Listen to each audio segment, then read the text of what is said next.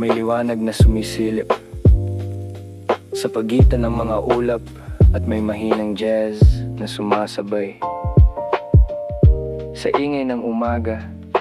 June 21 na muli, at espesyal ang araw na ito para sa mga ama na tahimik na nagsisilbi at patuloy na nagmamahal. May amoy ng bagong kape at tahimik na pag-asa habang dahan-dahang nagigising ang lungsod. Kape at balita.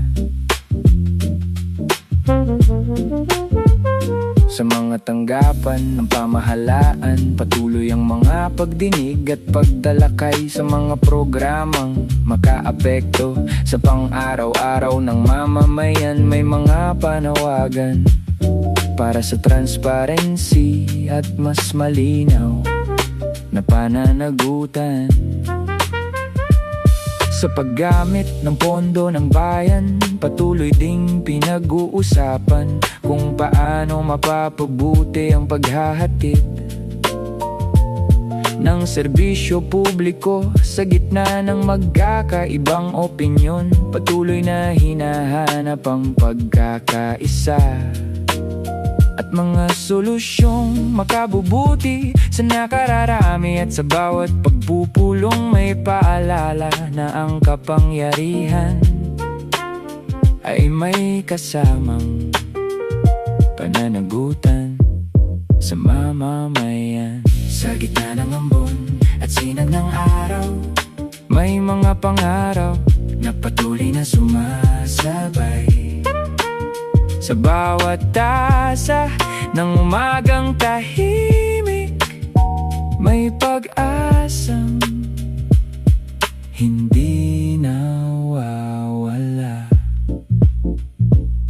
Sa mga palengke, patuloy na binabantayan ang presyo ng mga pangunahing bilihin. May mga pamilyang patuloy na nagbabudget at mga negosyong patuloy na umaasa sa mas magaan na takbo ng ekonomiya. Sa bawat pisong pinaghihirapan, may kasamang pangarap na mabigyan na mas magandang bukas ang mga mahal sa buhay. At sa kabila ng mga pagsubok, patuloy na bumabangon ang sipag at tiyaga ng mga Pilipino.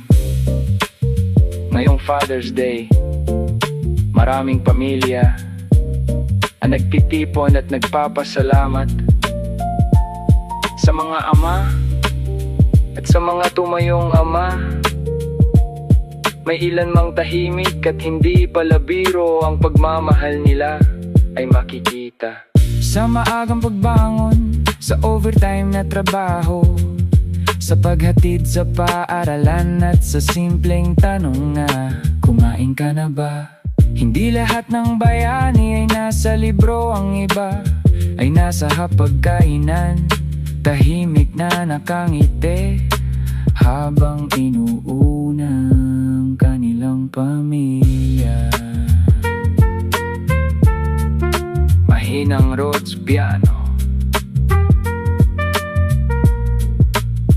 may tunog ng kutsara sa tasa ng kape. May jeep na dumaraan, may tindahang nagbubukas, at may mga taong tahimik na nangangarap habang ang araw ay unti-unting sumisikat sa panibagong umaga.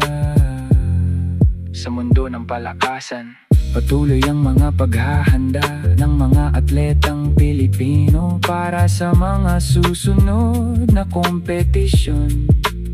May mga kabataang patuloy na nagsasanay at nangangarap na balang araw ay makapagbigay rin ng karangalan para sa bansa.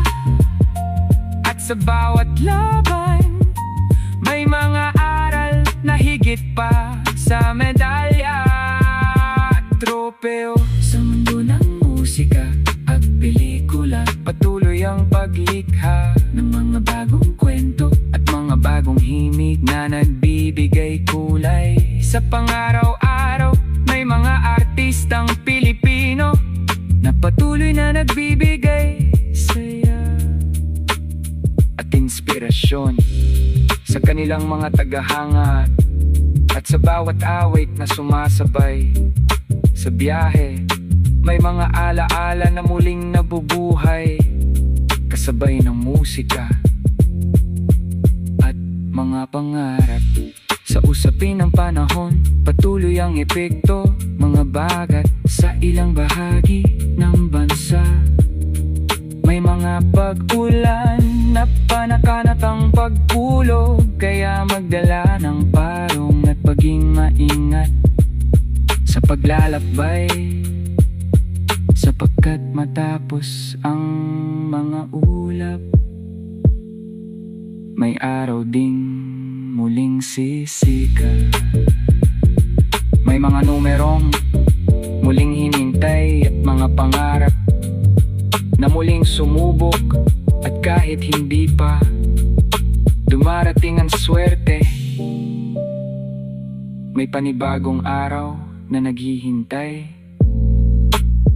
at panibagong pag-asa na sisipol para sa mga tatay, sa mga lolo, sa mga kuya, at sa mga taong piniling maging ama.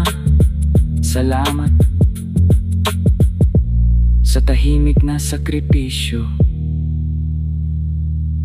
sa pagod na hindi naikwento, at sa pagmamahal